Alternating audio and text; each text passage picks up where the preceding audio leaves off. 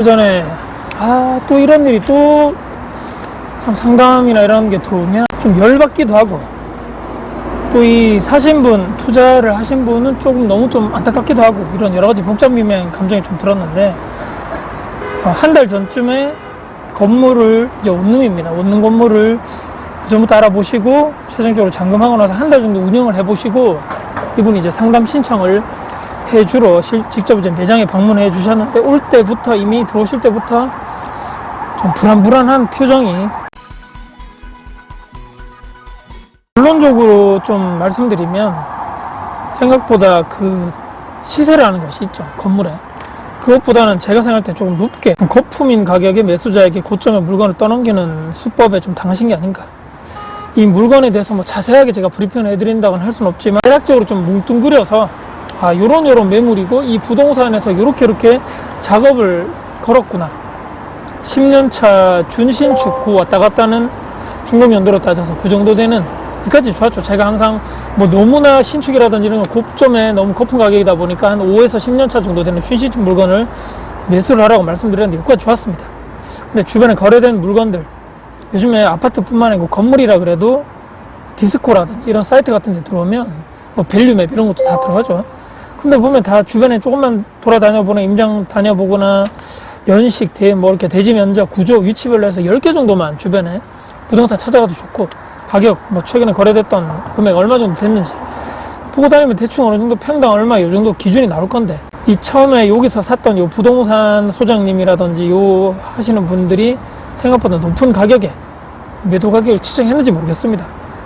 매도자와 또는 이런 또 부동산과 한 편을 먹고 매매 가격을 높게 해놓고 조금 이렇게 뭐 조정해 줄게 이렇게 작전을 쳤는지도 모르겠는데, 투자 얘기로는 일단 다른 것, 건물 오래된 거 있잖아요, 안 좋은 거 먼저 보여주고 여러 가지, 그 다음에 이 매물을 맨 마지막에 컨디션 좋은 거, 나머지는 정말 오래됐고 관리 안 되고 청소도 안 됐고 이런 것들, 공실 막 텅텅 비어있고 이런 것들, 근데 맨 마지막에 이제 이 물건 딱 보여주니까 그 전에 봤던 것은 가격도 비슷비슷한데 이게 오히려 더 뭐 준신축에다가 관리도 잘 되고 깨끗하니까 이 물건에 눈이 갈 수밖에 없는 거죠. 저는 이제 개인적으로는 여기가 광역시급의 사람이 많이 사는 지역이 아닌데도 불구하고 월세가 이 정도 나온다니까 놀랍기도 하고, 한편은 또 부럽기도 했는데, 제대로 근데 검증을 해봐야 될 것 같다.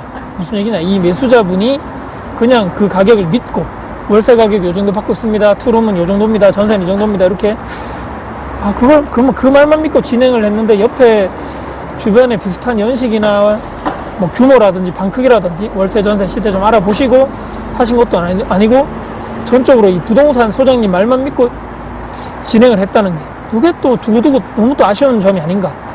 그리고 수익률이 제대로 나오지도 않는데 여기서 이제 이렇게 설득했다는 거죠. 지금 이제 금리가 하향으로 내려가는 추세다, 그렇기 때문에 좀만 버티고 운영을 해보셔라. 그러면 나중에 팔 때도 매매 가격도 지금보다 더 오르고, 그동안 또 몇 년 동안 월세 받아가지고 챙기고 꼭 먹고 알 먹고 아니냐, 그렇게 말을 했다는데, 나중에 오른 매매 가격에 정말 이게 월세 따박따박 잘 받고 관리 잘 되면 그 사장님이 부동산 그 아재, 당신이 이거 사줄 겁니까? 그 건물을 거래를 할 때, 사고 팔 때 장점, 좋은 점 여기 당연히 알려주셔야 되겠지만, 반대적으로 단점, 리스크가 무엇인지, 안 좋은 점이 무엇인지, 대비해야 될 것들이 무엇인지, 이런 것도 상호적으로 다 알려줘야지만 이분이 또 대비를 하고 이런 또 리스크가 있구나 생각을 하게 되는데, 장밋빛 미래만 좋은 것만 딱딱 얘기를 해줬다. 물론 양측 이야기 다 들어봐야 되겠지만, 제가 들은 내용을 정리해 보니까 부동산에서 이런 방향으로 아마 이분께 이 건물을 투자를 하기 위해서 좀 작업 아닌 작업을 하지 않았겠는가. 이게 좀 약간 화도나면서 좀 열받았던 이런 이 부동산에 대한 생각인 거고, 추가적으로 이 상담 오신 분, 그러니까 매수자, 투자자 이분께도 제가 아무 감정이 없었던 게 아니겠죠.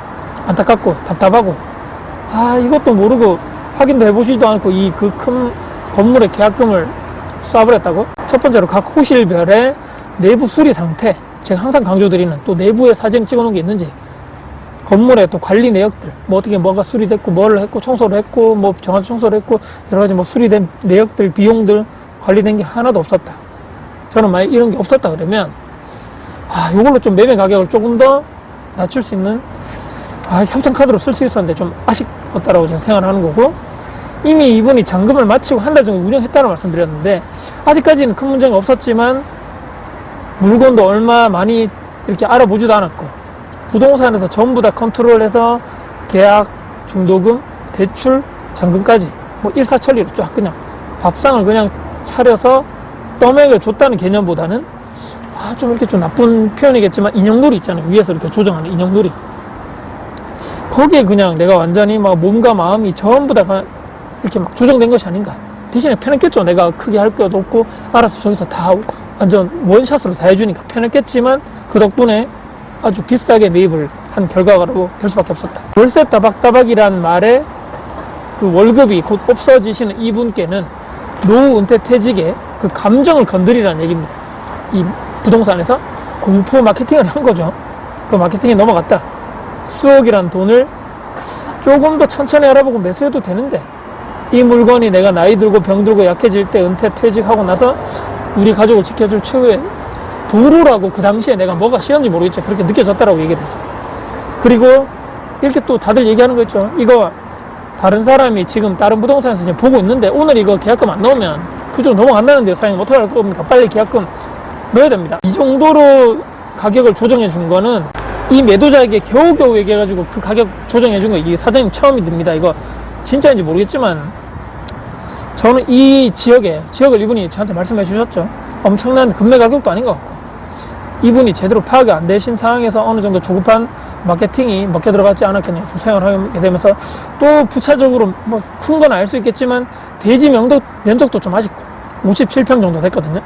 그리고 사거리 코너에 있는 이렇게 뭐 8m 최소 그 정도 도로를 물거나 뭐 북향의 그런 도로를 물었다는 그런 것도 아니고 약간 안쪽에 6m인지 4m인지 모르겠지만 좀 안쪽에 골목 안쪽 현관 앞에 도로가 너무 좁아 보였다.